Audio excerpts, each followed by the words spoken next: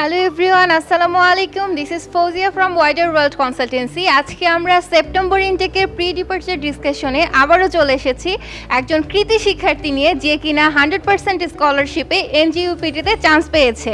চলুন তার সাথে কথা বলে জেনে নিই তার সম্পূর্ণ জার্নিটা।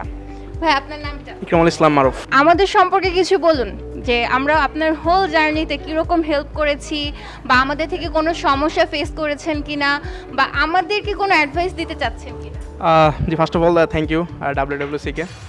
ওনাদের সাথে আমাদের শুরু থেকে যে যা যা কন্ডিশন ছিল, যা যা কথা হয়েছে, সব কিছুই ওনারা ফুলফিল করছে আলহামদুলিল্লাহ।